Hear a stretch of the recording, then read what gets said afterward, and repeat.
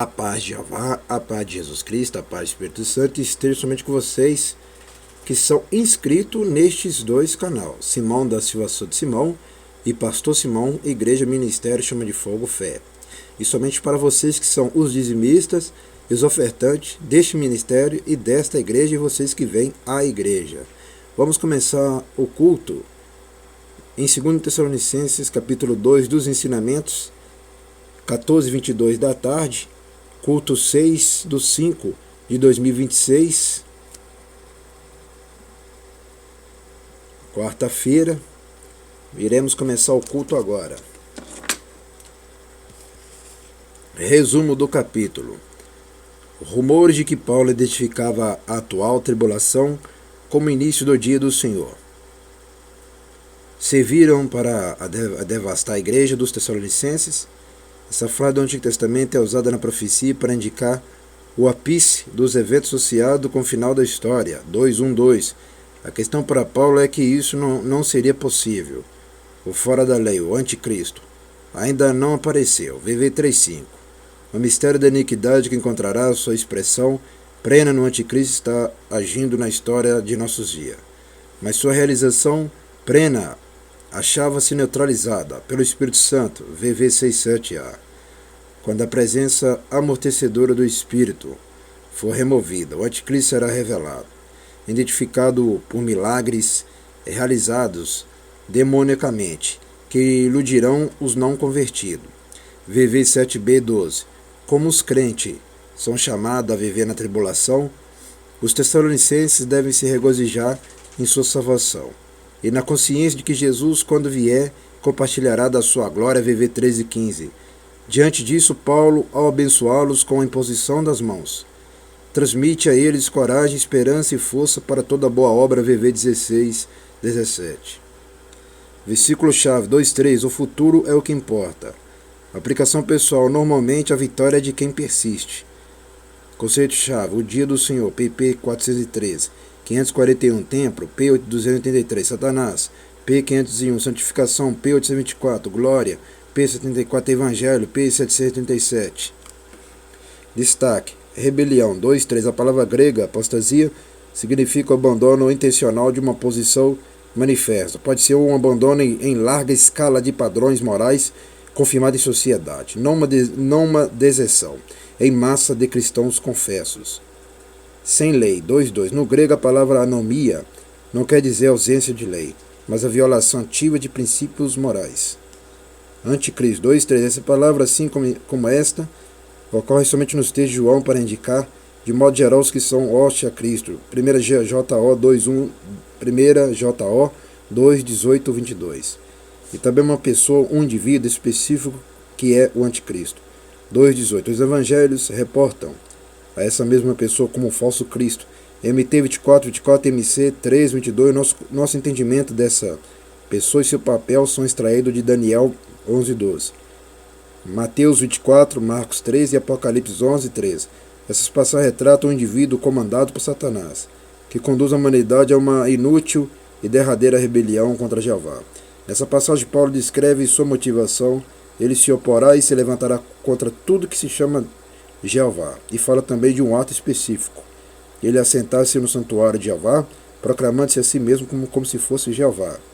Esse procedimento é descrito em Daniel 11 e é mencionado por Jesus em Mateus 24:15 como uma abominação que causa desolação.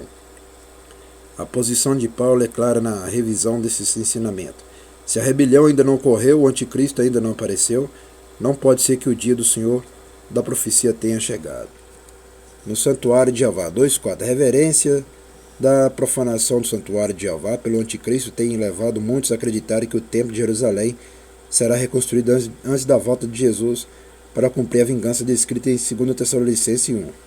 A rebelião final. Na P428 pode-se encontrar uma rápida discussão do conflito mundial que virá a se estabelecer no final da história, conforme consta do Antigo Testamento.